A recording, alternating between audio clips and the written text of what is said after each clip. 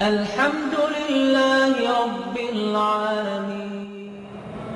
اگر ایک آدمی بیوی کو طلاق دینا چاہتا ہے لیکن بیوی کہے کہ میں اپنا حق کے زوجیت جو ہے تمہیں معاف کرتی ہوں لیکن طلاق نہ دو، تو رہائی نہ نفقہ ادا کرتے رہے مرد بیوی الگ، کوئی بات نہیں۔ بی بی سودا نے خود حضور سے کہا تھا کہ یا رسول اللہ مجھے معلوم ہوا ہے کہ آپ مجھے طلاق دینا چاہتے ہیں، تو آپ کو پتہ ہے کہ میں بوڑھی ہو گئی ہوں اور مجھے تو کسی مرد کی تمنا ہی نہیں رہی، لیکن آپ مجھے طلاق نہ دیں کیونکہ میری تمنا یہ ہے کہ قیامت میں آپ کی بیوی اٹھوں۔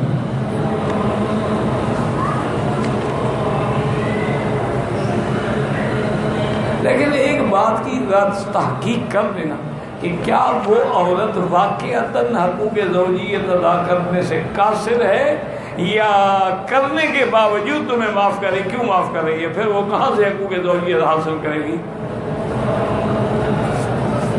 مسئلے کی تہ میں جانا چاہیے کہ بھئی وہ تمہیں حقوق زوجیت، جیسے بی بی سودا اس نے بتایا تھا کہ میں بوڑھی ہو گئی، مالی پھر رجال حاجت، مجھے تو اب مردوں کی میں کوئی ضرورت ہی نہیں رہی، اس لیے اب یہ جو آپ کو کہتی ہے میں نے آپ کو حقوق زوجیت معاف کیا، تو یہ قابل ہے ادا کرنے کے یا قابل نہیں ہے؟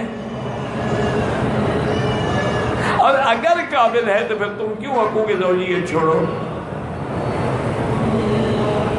اس کو پتا ہوگا نا، آپ نے کہیں دوسرا آنکھ شان لڑائی ہوئی ہوگی نا کہ شادی کرنے کا ارادہ ہوگا، وہ بیچاری کہتے چلو مجھے تو طلاق نہ دو، جاؤ جہاں مرضی ہے شادی کرو، لیکن اس کا حق دینا پڑے گا، اس کے حق ادا نہیں کرو گے تو جہنم ملے گی۔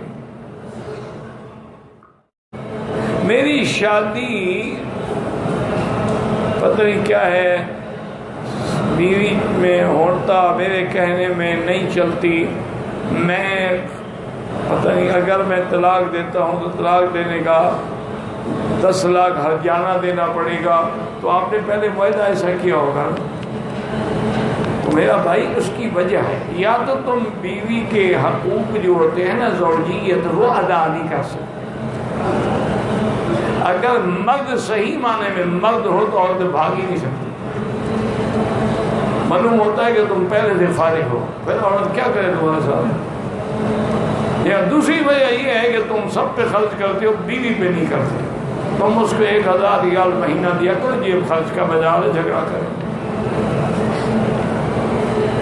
طلاق نہ کرو، صلح رکھو اور کوشش کرو راضی ہونے کی، صلح خیر، قرآن کا حکم ہے کہ صلح اچھی۔ کہتے ہیں کہ ایک آدمی نے جس کا دماغی توازن ٹھیک نہیں ہے بیوی کو 9 دفعہ طلاق دی، کیسا ٹھیک نہیں ہے؟ طلاق کا لفظ کیسے آ گیا اس کو؟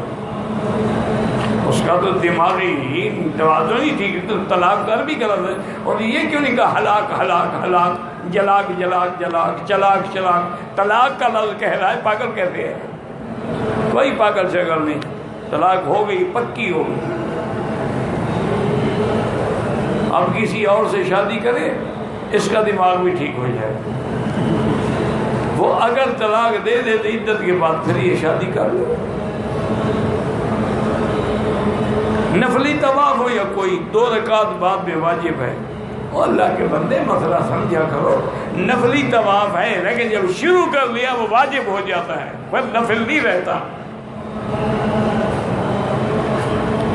اور گھر میں تراویح پڑھ سکتی ہے، صلاۃ تسبیح پڑھ سکتی ہے، دنیا و آخرت میں عزت کے لیے کیا پڑھیں؟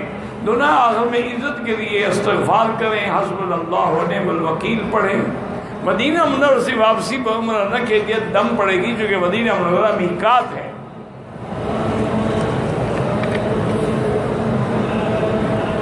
ایک بندے کا بغیر نکاح کے ایک عورت سے صحبت ہوتا ہے اور حاملہ ہو جاتی ہے، بندہ حمل کے 4 ماہ بعد گناہ کو چھپانے کے لیے نکاح کرتا ہے، تو نکاح ہو جائے گا، جب تک اس کی وجہ حمل نہ ہو جائے، نکاح حاملہ کے ساتھ نکاح کیسے ہو گیا؟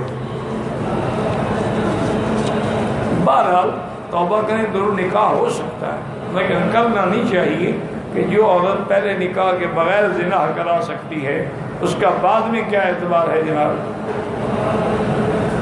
جب ایک دفعہ منہ کھل گیا حرام پہ پھر بند نہیں ہوتا، اللہ بند کرے تو کرے۔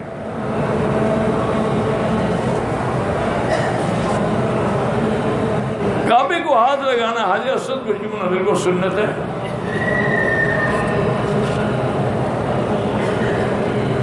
کہتے تھے کہ جسمانی کمزوری اور مردانہ کمزوری کا علاج قرآن میں ہے، بالکل ہے. کلوا واشربوا ولا تسرفوا، کھاؤ پیو لیکن اسراف نہ کرو.